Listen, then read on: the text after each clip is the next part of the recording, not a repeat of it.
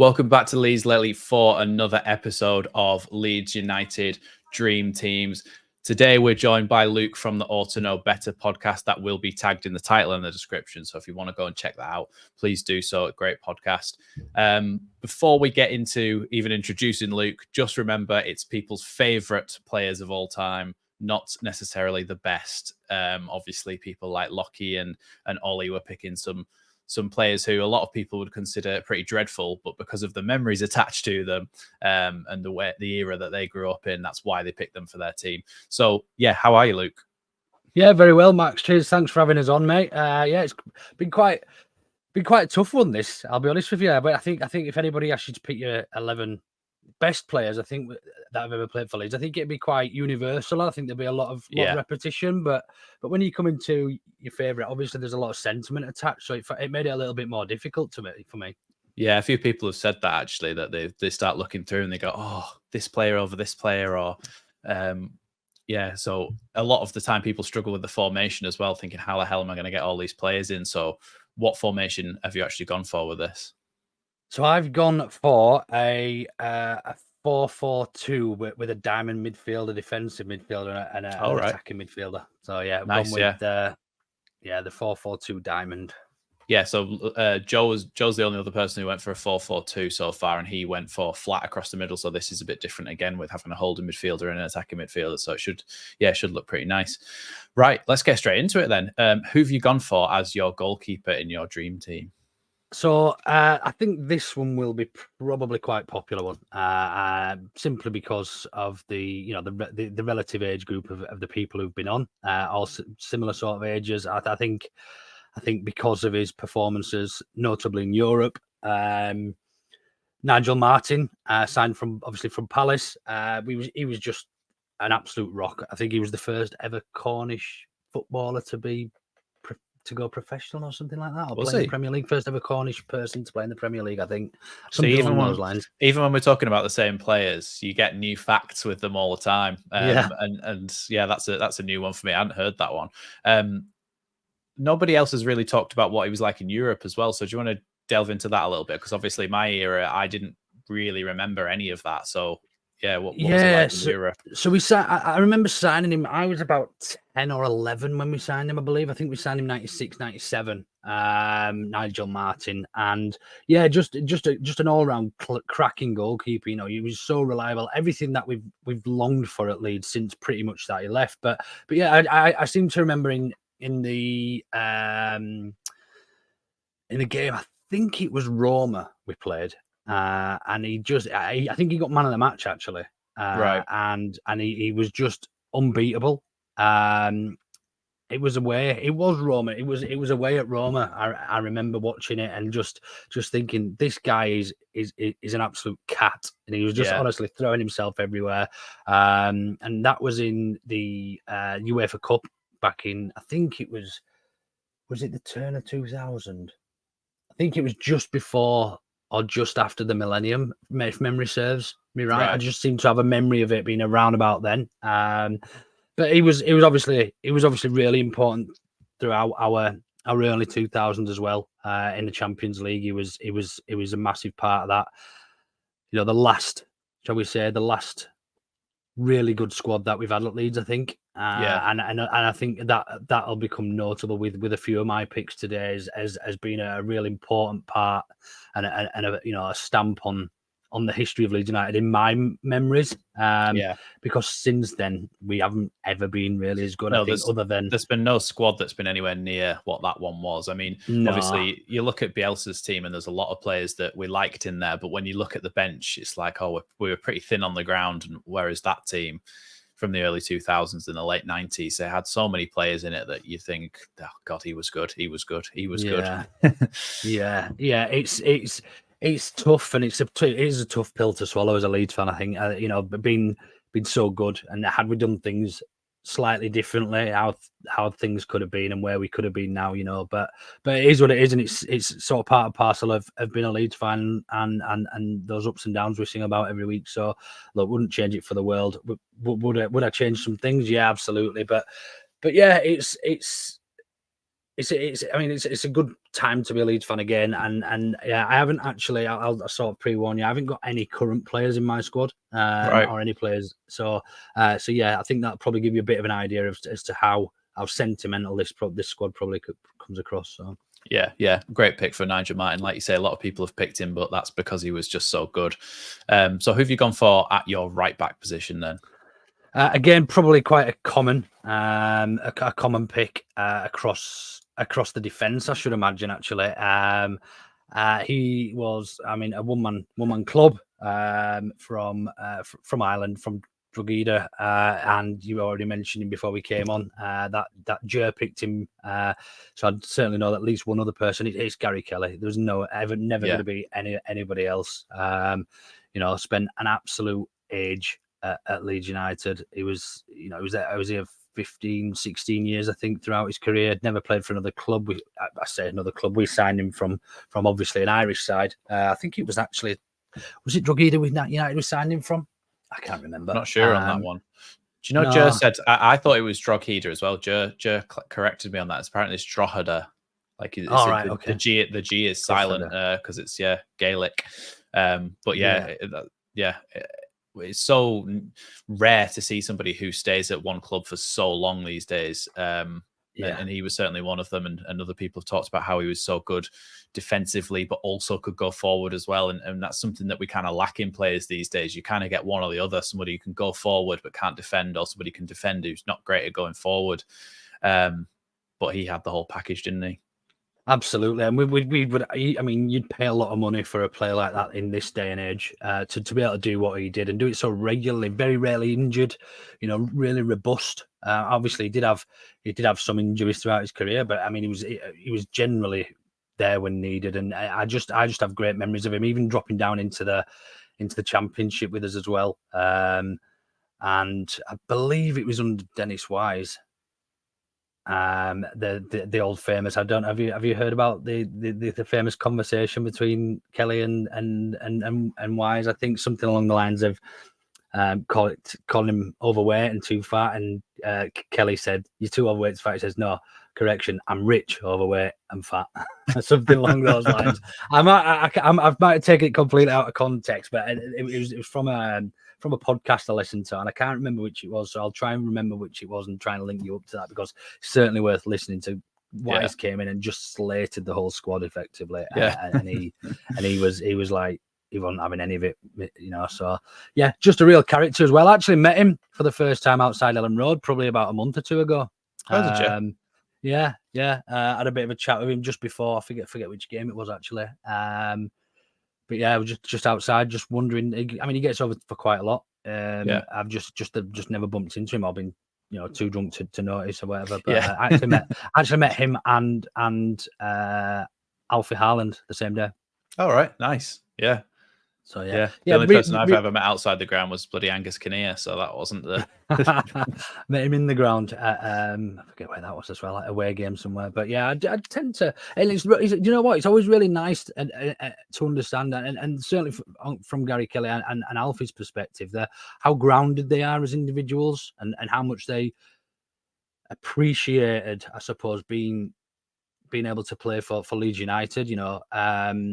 We professionals these days probably are of a different ilk, shall we say, and probably don't appreciate what it means to be Leeds, which Gary Kelly obviously does. It's one of those things, isn't it, where you see that when players were coming to Leeds when we were in the Premier League, it was because we were a Premier League club, not because we were Leeds United. For a lot of them, it's because they just wanted to come to and you can see it because players leaving Leeds United to go to Bournemouth, even though they're in the Premier League. It's the only reason to go there is because they're in the Premier League, whereas because Leeds is 10 times the club that what Bournemouth is, and it's it's frustrating. It's frustrating, mate. It is, and we see it from a Leeds perspective, being proud to be Leeds, and the players like Kells who've played for us over the years and given us that commitment and that loyalty, and then we see, like you said, the majority of that squad last year, Jack Harrison included, have just pissed off, and they've gone to play where they want to play because the money's there or because they think they're better than what we are as a club. So yeah. Right. Okay. Let's move on to your right centre back then. So my right centre back, really, really unfortunate with injuries actually, but I think he probably was in his time the best, or certainly one of the best centre backs in the world. I think he had this individual not struggled so much with injuries. He probably wouldn't have been at Leeds that long, but also, I mean, obviously his career did move on, and he went over to Spain as well a bit later on in his career after Newcastle. But yeah, Johnny Woodgate, absolute brilliant player to watch when he was fit, and it was just so unfortunate throughout his senior career that he was just plagued with injuries. Because he was just unbelievable when he was at 100%. There was arguably nobody better in the league itself, certainly in the Premier League at the time, but even arguably worldwide, which is obviously why Real Madrid saw him as a you don't go to Real Madrid unless you're a pretty good player, do you? No, and you've only got to look at the other defenders we had at the club at the time, and he was first choice. You know, we had Dominic Matteo, we had Rio at the time as well, and obviously my other pick, who we'll come on to in a moment. But yeah, just got so competitive. He was hard in the tackle, but he was so intelligent for a centre back as well. You know, you don't often see many centre backs who understand football the way he does. I don't think. Just really, really unfortunate with his injury record. Yeah.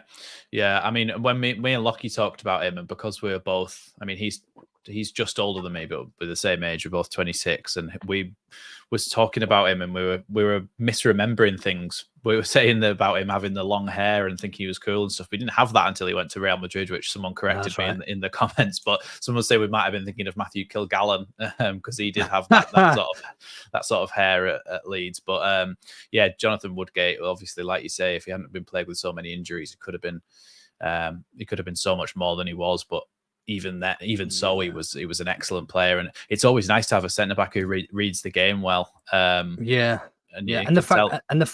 the fact we still sold him for £9 million, regardless of the amount of injuries he had to Newcastle in 2003, which was still relatively a lot of money back then. Yeah, still a lot then. Yeah. I think he went to Real for 13-14 million as well. So I mean, there was still a lot of money about for him. So people still really highly rated him, and they were still willing to take that risk regardless of the injuries. But yeah, just a real shame, because I think he could have. I think he could have, been. I mean, he could have been so much more for England. I think he only got capped for England less than 10 times throughout his career. I mean, I think he made over 100 appearances for us, but he was over sort of about a 5-year spell, which is just, I mean, it speaks for itself, doesn't it, really? It's a bit like what Sam Byron, once he left Leeds, the amount of times that he's actually played for Norwich, like we talked about when he came back, and he played less than 50% of the available games. There's a bit of a similar story there with Woodgate, and it's a shame, isn't it? Because you get a player like that, and it's just so frustrating, because you're like, I just want them to be fit and just to be able to play. And obviously, I remember 2003. I remember 2003 was the year I left school, so I was 16, and I remember selling Woodgate, and I remember everybody being absolutely fuming, just like everybody just fuming about it, because they realised how good he was. But that was almost the start of the end, shall we say, wasn't it? You know, it was, but like Risdale announced then how the financial situation was, and yeah, it all started going a bit downhill, a bit pear-shaped. Yeah. Let's move on to something a little bit more positive then, and go to your left centre back. So my left centre back actually partnered Woodgate a number of times. They were there together for a fair few years. Couldn't been anybody else. It's the chief, Lucas Radebe. It wasn't. I've got his shirt on today as well. I can't really turn around because I'm wedged in where I am, but this is a Radebe shirt.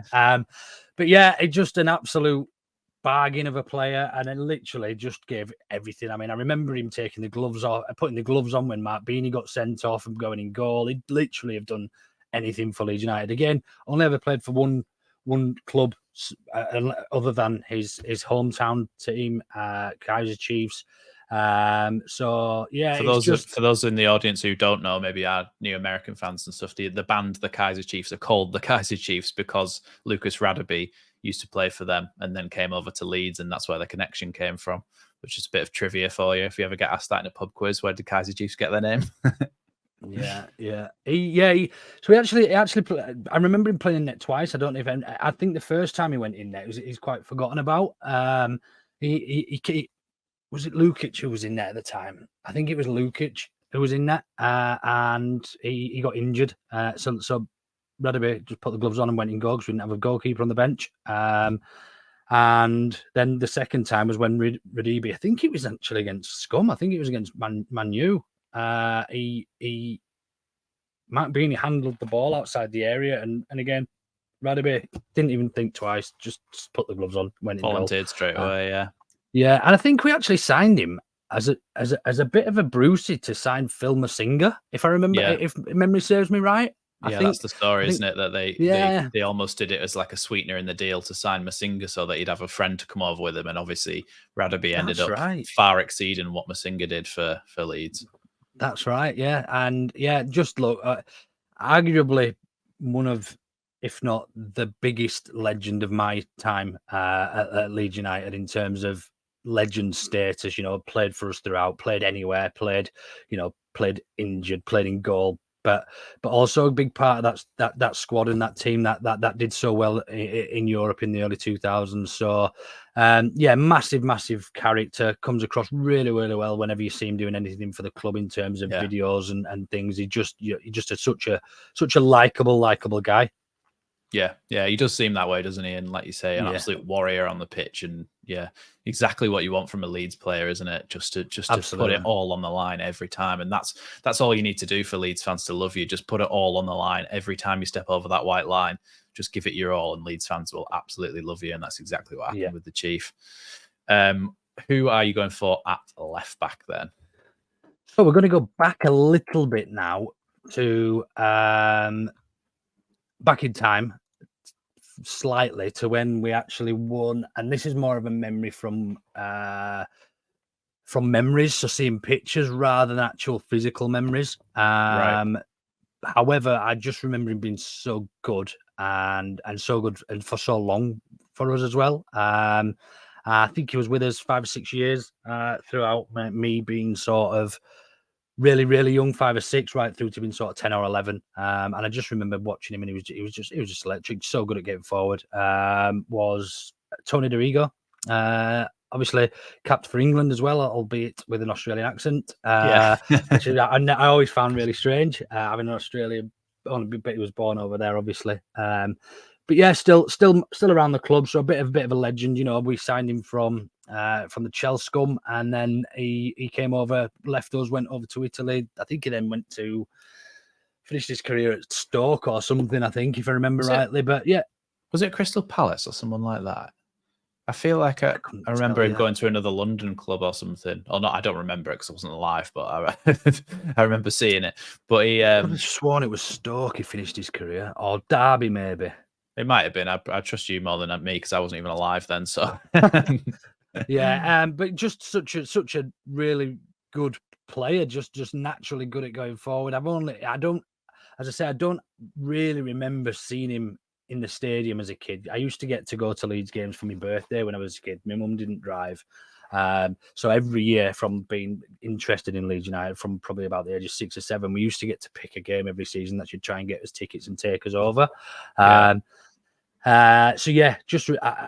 don't actually physically remember him that well, other than when I see him back on videos and see pictures of him and things, and think, actually, do you know what, he was so good for us. And the problem probably being there hasn't been anybody better since. At left back role with him. It's like cursed, isn't it? And maybe Ian Hart was up there as well at the time, but it was close. But I just felt Ian Hart was good at a few things, but also not very good at a few things, which right, which probably left him out. And I think Tony Dorigo, winning the league as well under Howard in the 92 in the last ever. In 91, 92, last ever. That was first division. First division, that's right. Yeah, a big part of that squad as well. So Tony Dorigo in at left back for me. Yeah, nice. How about your holding midfielder then? Now, this individual, I changed my opinion on who's my favourite player ever for Leeds United, and it's between this guy and somebody who I've picked as one of my strikers. And it flips between based on, I think, probably how Leeds have been playing and where I think we could probably use one of these more than the other Right. at the current time. So obviously we could do with the goal scorer. So currently it would probably be the other person at the moment who's my favourite ever Leeds player, but very, very closely followed by David Batty. Just loved everything about him and what he was about as a defensive midfielder. Just dirty, got stuck in, didn't care. And the fact that he's actually completely turned his back on football just shows what type of character he was, that it was a job for him. He said he liked kicking people more than he liked playing football, didn't he? I think he absolutely. Said that. Yeah. Made his debut for us, I think, the year after I was born, in 87. I think he started playing for us. He was 18 years old, you know. They were comparing him to Bremner back then. And yeah, just a key member of the squad, and the fact that he came back for another 5 or 6 years as well at the end of his career, after going out to winning the Premier League with Blackburn, and then went to Newcastle as well. But yeah, he was just naturally good at football, and I think he was quite underrated as well. I know he played sort of I say a handful. It was probably about 30 or 40 times he played for England, but I just felt that because he was dirty and got stuck in, that's what he was known for. But he was actually quite good at football. You know, Yeah, it was quite. I know what you didn't mean. Score you many goals. Didn't score you many goals, but he was quite naturally a good footballer. His passing, they were very rarely wayward. But I seem to remember him a lot more from his. Obviously, a lot more from his second period with us, throughout Europe and everything from when he re-signed in, was it 97, 90, 98, 99? Somewhere around then. He re-signed, I think it was 98 actually, re-signed for us and then left 2004. That's right, he retired. Right. So yeah. So I remember him more the second time round. Obviously, left in initially in 93 to go win the league with Blackburn. When it was the Premier League. So yeah, just an all-round good player. I'd love to meet him because I'd have so many questions for him, but I'm sure he would just probably tell me to piss off and leave him alone. Yeah. Let him finish his dog walk. The thing that pissed me off as well, I think, when you read, are we allowed to swear on here? Well, yeah, pisses too late. Yeah, you might have to beat me out. So I keep forgetting it's only sort of midday, but I think the thing that frustrated a lot of Leeds fans at the time when we let him go the first time was that we sold him and bought Carlton Palmer. Yeah. So I think we didn't immediately do that, but I think we sold Batty for just short of 3 million, and we paid exact same for Carlton Palmer a few months after. It was a and Leeds fans were downgrade. like, "What the bloody hell's gone on here?" Yeah. So, but yeah, just an absolute class act, and we've all seen the videos of him going in hard at teams and just There's that video of him absolutely clattering Ronaldo, isn't there? Which is just always just going to win Leeds fans' hearts. Yeah, clattering Ronaldo, clattering. Was it Milan in pre-season or somebody we were playing as well? 1 year, I can't remember. It wasn't Milan, but it was somebody, some Italian side we were playing. He was just going in like it was the Champions League final. You know, no, it was a pre-season friendly, but that was the epitome of Batty. It's such a hard player. Yeah, class. Okay, so let's go for your right midfielder first. So right midfielder is the most recent of all of my squad. Played for us relatively recently. Unfortunately, left us for bigger and better things in Spain. Rafinha. I don't think I've ever seen anybody technically as good as Raf at the club. There was probably one other person technically as good or on the similar level, and if there would have been. I'll come on to this a little bit at the end, but Rafinha was just unbelievable, oozed class. He just made it look so effortless. When we first signed him, I was a little bit concerned because he took a little bit of a while to get going. Yeah. And the whole fish and chip thing when we signed him. It's just recent history, and he was just so good under Marcelo that he was just unplayable when he was, when he was available to us.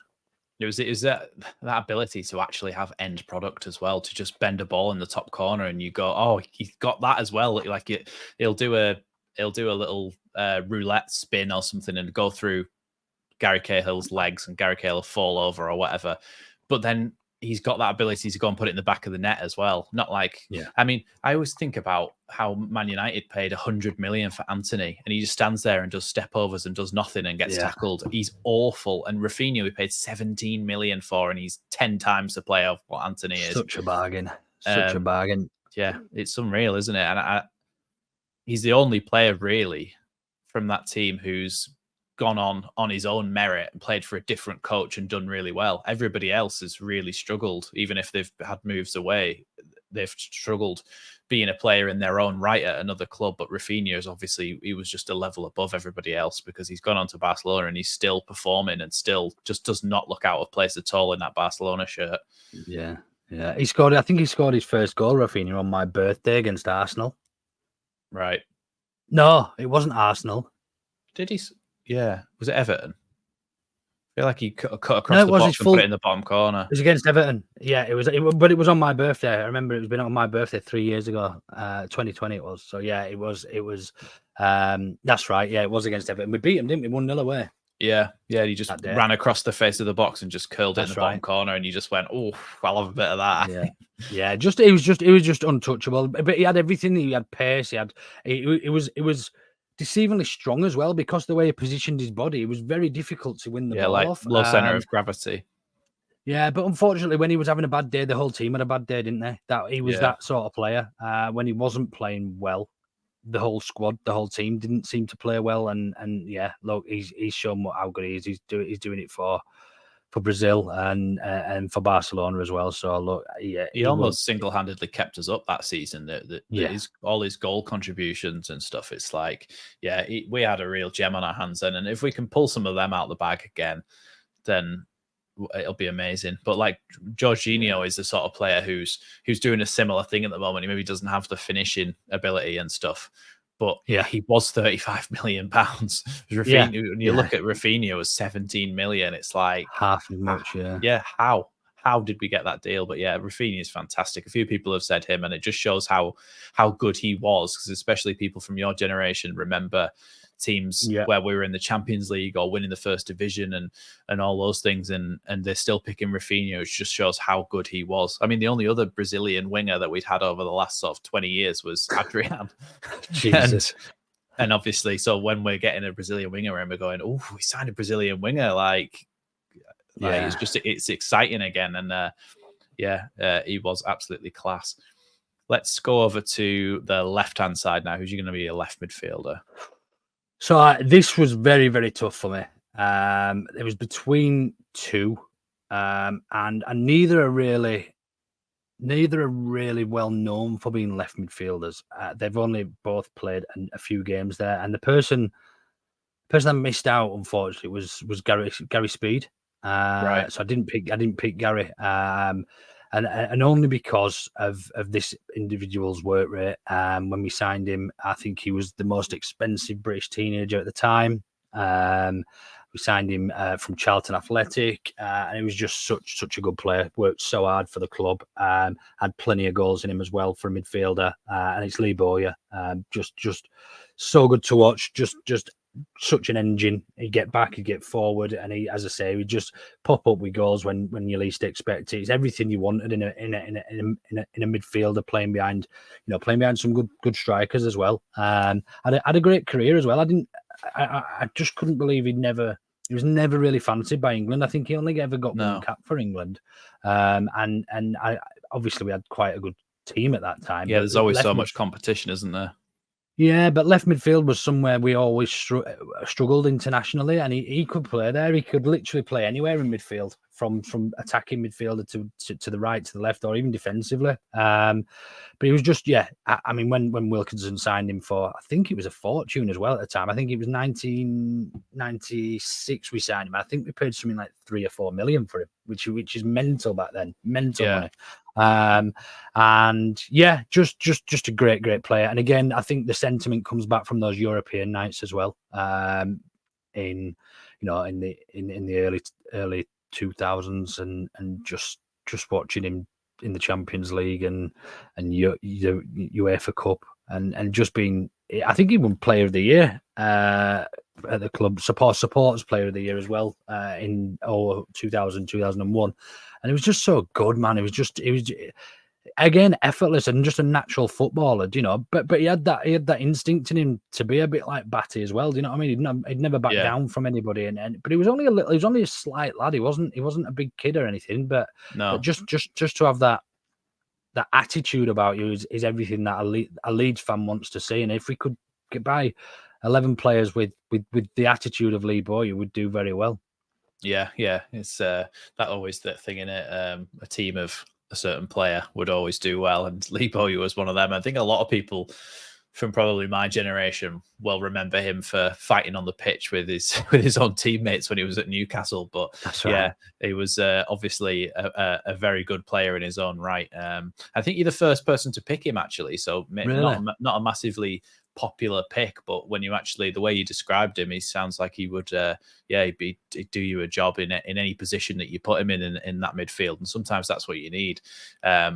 I mean, we've experienced that more recently with somebody like Stuart Dallas, but not to the level of quality that somebody like Lee Bowyer would provide. But it's nice to have somebody who you can put them anywhere and they won't moan. They'll just get on with it and give you a good performance, a 7 or an 8 out of 10. Absolutely. Every time. Absolutely.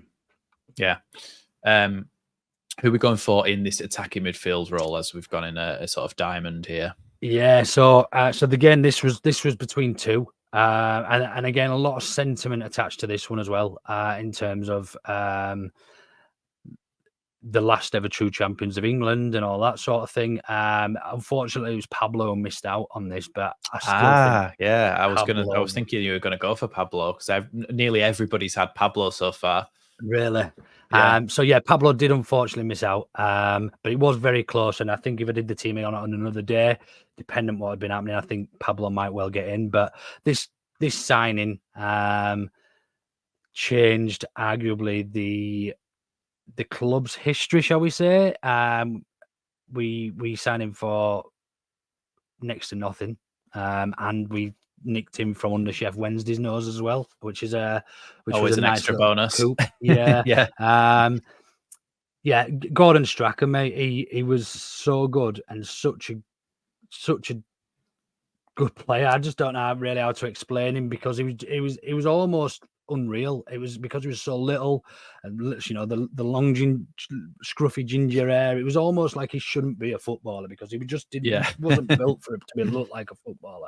But yeah, he was just so good.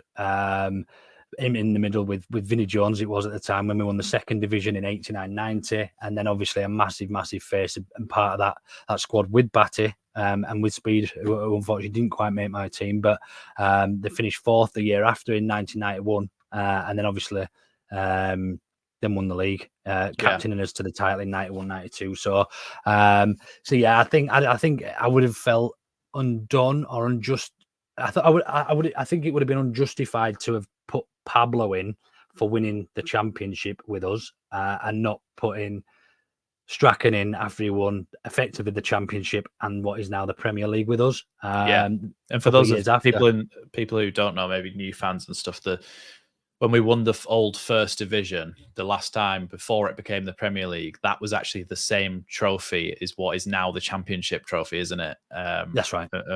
So we won that same trophy almost 30 years later when we got promoted under Bielsa. So that was a nice full circle moment. But yeah, so Strachan, obviously before my time, so I didn't really get to watch him or anything. Was he the sort of player who got forward into the box and scored goals as well? Or was he that one that he's getting all the assists, he's playing balls through into the box, or a bit of both? It was a bit of both, yeah. And again, he just didn't look like a footballer, and he just used to find space. And he was technically so clever. He was just a really good footballer. And again, I don't remember watching him loads and loads. I think obviously when he left us in '95 and went to Coventry for a couple of years before retiring. So Right. I was only 9 or 10 when he left. 9 when he left. But I'd obviously probably seen him 2 or 3 times. And I just seem to remember every time I watched Match of the Day or every time I watched the highlights of Leeds at the time when you could, he always seemed to be involved in something. And the way everybody talked about him at school, it was, again, a lot of sentiment involved, but also the honours as well attached to that, I think it'd have been unjustified to leave him out, having seen him play and have those memories of him as well. Yeah, you're actually the first person that's picked him, you know. Really? Yeah, and the way you talk about him, it's quite surprising. But maybe I think there's certainly a recency bias when we do things like this, because obviously things that are closer to us in the past, if you get what I mean, if that makes any sense.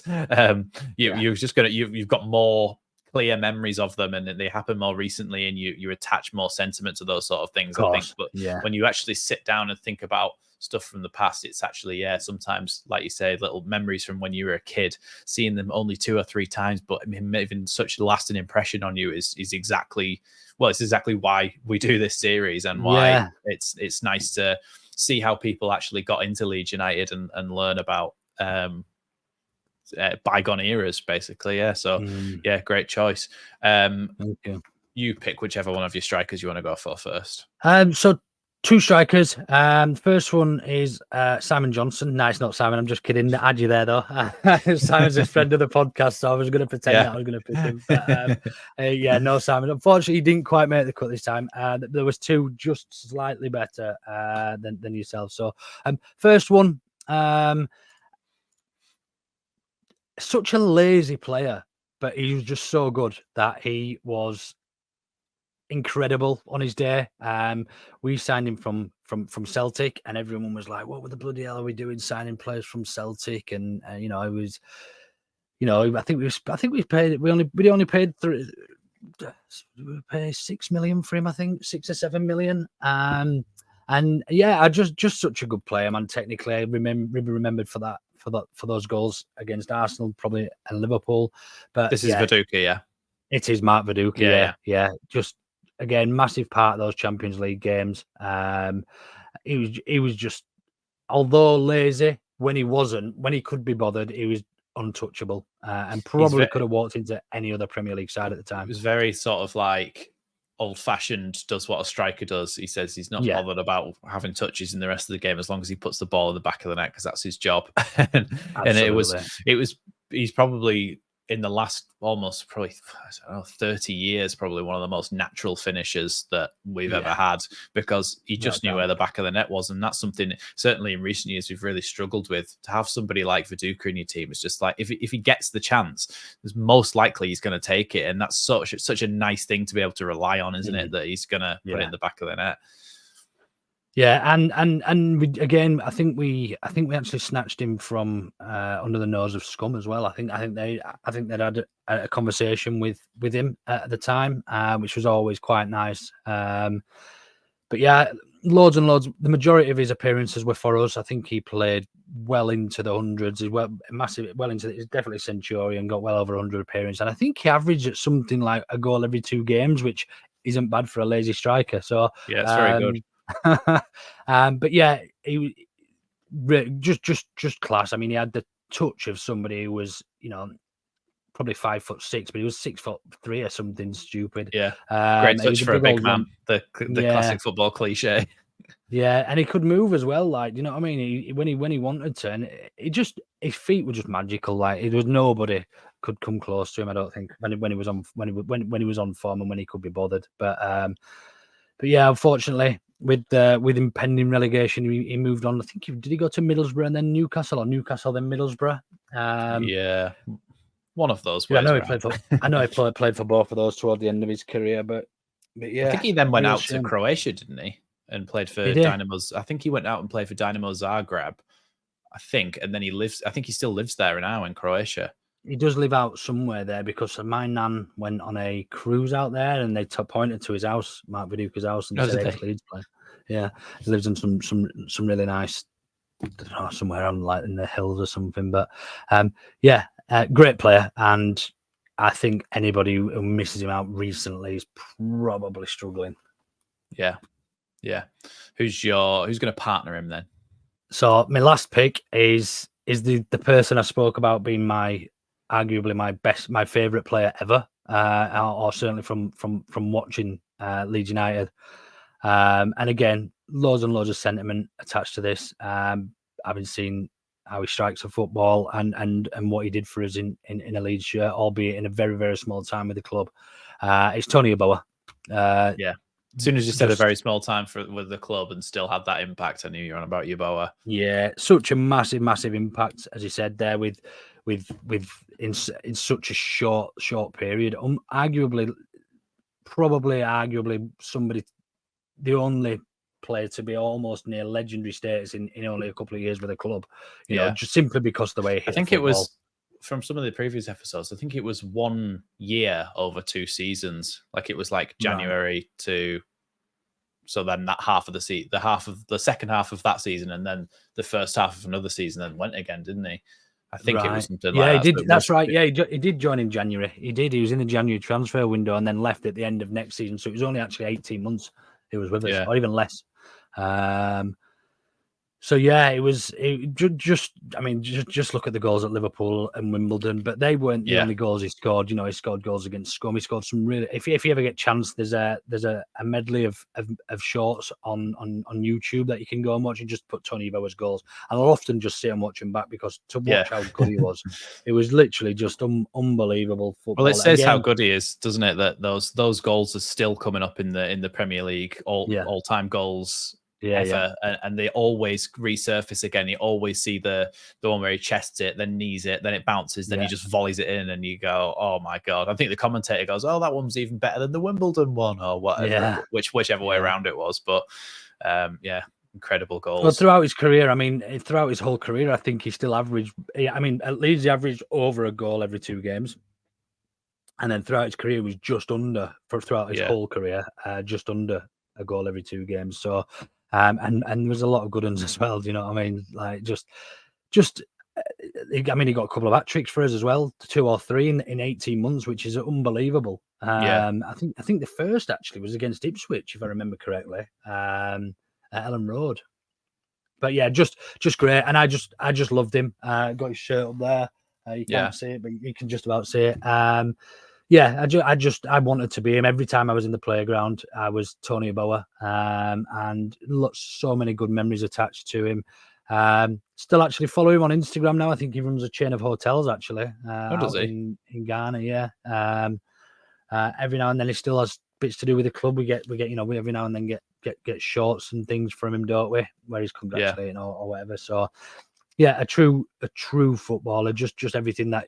You know, everybody who wants to watch football wants to see goals scored like that. Yeah, a great scorer of great goals and a great goal scorer, which doesn't happen very often because it's usually one or the other, isn't it? Well, that's why I tied it in. You see, so like when Leeds are struggling to score, I would say Yeboah's my favourite player because that's who we could do within the team. When we're struggling to defend or bully teams around, then that's when Batty becomes my favourite player because we need somebody in there in the middle who can do what he does. So it does change, and I'd probably say they're probably about equal. Yeah, brilliant. That's an absolutely class team. Obviously, all the viewers will be able to see that on the screen.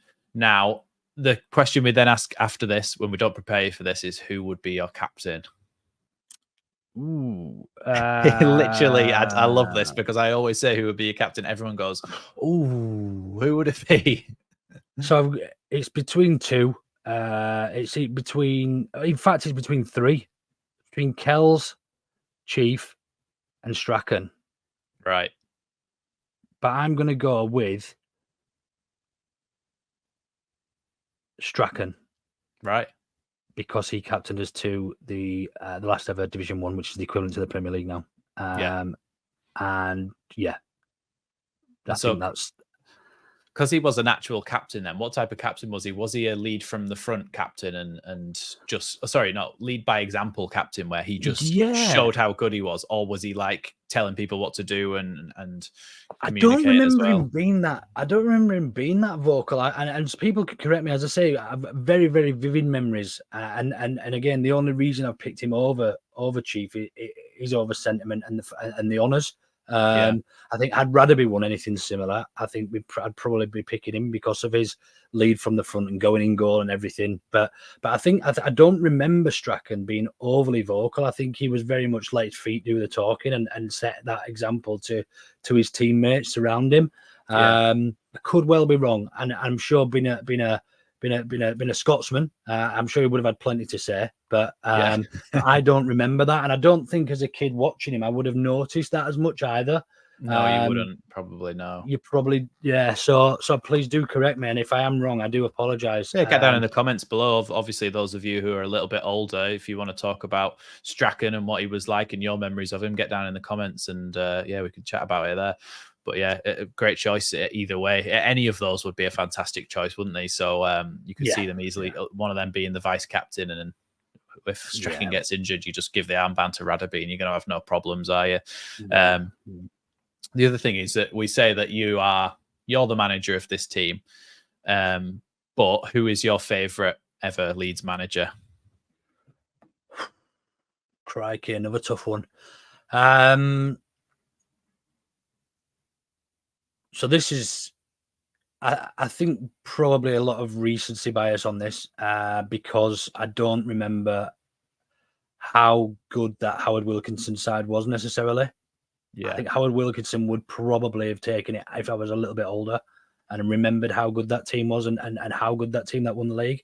However, Marcelo Bielsa reinvented football for me at a time when the club and the city needed it, not just the club. The city needed an overhaul, and just the buzz around town and the buzz around games and being, international coverage because this guy had just come. And I have to be honest with you, Max, I didn't know a lot about Marcelo. I'd never heard of him. No, I'll admit, I've never heard of him. And I was questioning it. I was like, why the hell have they let, what is going on? Like, why have we got this somebody in who nobody knows? And I had a couple of my friends who quite like South American football. And they told me this is a massive coup at the time. They were like, relax, like this is a big thing. And I was like, whatever. Just from that first game at Stoke, man, he just made me smile. Ever till he left. And I have to admit, I think it was the right time for him to leave. Now, I wouldn't have swapped him for, in hindsight, who we swapped him for. But I think when he left, it was around about time. He said he had a shelf life of 3 years at a club, and it's either him or the players change. And he openly said that. So even he agreed. But just the absolute admiration for a man I've never met was just unbelievable. I mean, I cried when he left. You know what I mean? That's how much of an impact he made on the club. And to us as fans, it was such a gentleman, so modest, so honest, and given you only got to look that goal we gave back to Aston Villa. How many other managers in the world would have done that? Not many, if any. I would argue none. Yeah, I would argue zero. So I just a real gem of a human being. And we did lose a massive part of our identity the day he left.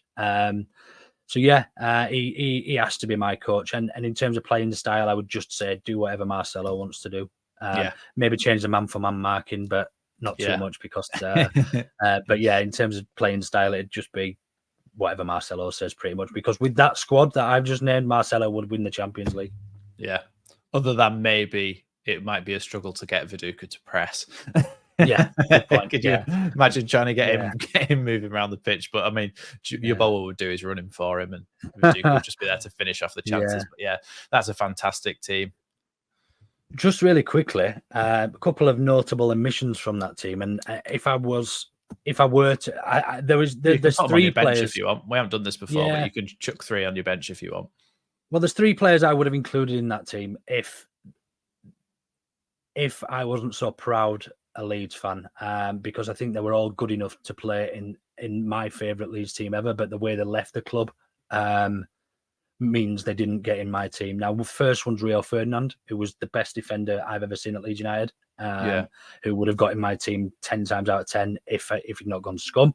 The second is Harry Kewell, who again was probably the only player who was anything as good technically as Raf, but he could do other things better than Raf, I felt. But again, the way he left the club and where he went. And then the final one was my favourite player of all time at the time when he was playing for Leeds, and again went to Scum. And you can argue whether it was for the club to support the club or not. We'll never, I don't think, ever officially know what the reasons. But Alan Smith would have made my team as well, probably over Viduka had he not left the club in the fashion that he did. So yeah, really, really sad that I've left those 3 omissions out simply because the way they left the club. But ultimately, I'm very proud Leeds fan. So yeah, that's the reason they weren't included. Yeah, and that's totally fair enough. I think a couple of people have included Alan Smith because we just sort of said we'll forget about that sort of thing. But with Kewell, we don't make that exception.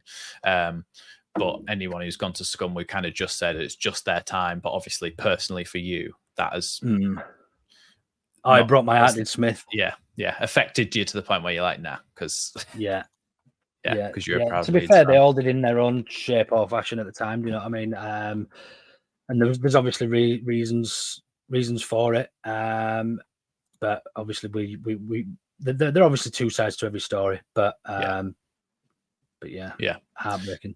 Right. Thank you, Luke, for coming on. That was a fantastic episode, fantastic team. And everybody, like I said before, get down in the comments and chat about it if you like. Maybe put who your team would be or what your memories are of certain players that Luke picked. And yeah, thanks so much for watching Leeds Lately, and I'll see you in the next one.